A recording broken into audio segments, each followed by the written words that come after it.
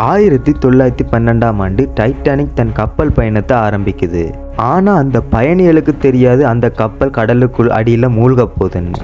டைட்டானிக்கை உருவாக்க எடுத்த காலம் 26 மாதங்கள். டைட்டானிக் தன்னோட பயணத்தை தொடங்குது. கொஞ்ச நேரம் பயணம் செய்ததுக்கு அப்புறம் இன்னொரு கப்பல்கிட்ட இருந்து டைட்டானிக்கு ஒரு சிக்னல் ஒன்று வருது. அந்த சிக்னல் என்னன்னு பார்த்தீங்கன்னா, நீங்க போற பாதையில பனிப்பாறைகள் அதிகமாக காணப்படுது.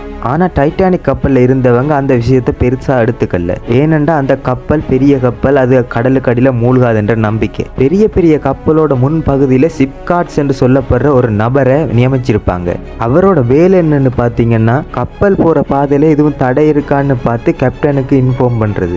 ஆனா அந்த வேலைக்கு முக்கியமான ஒரு பொருள் என்னன்னு பார்த்தீங்கன்னா பைனாகுலர். ஆனா அந்த ஷிப்கார்ட் அன்று பைனாகுலரை கொண்டு போகல. இருந்தாலும் கப்பல் போற பாதையில ஏதாவது தடை இருக்கான்னு பார்த்துக்கிட்டே போறாரு.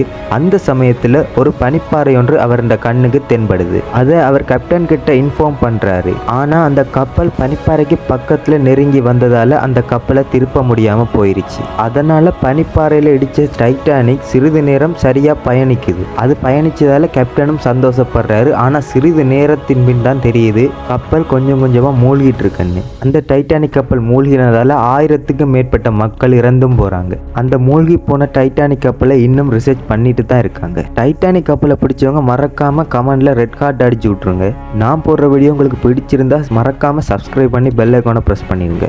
உங்களால் முடிஞ்ச அளவுக்கு சப்போர்ட் பண்ணுங்க காய்ஸ்.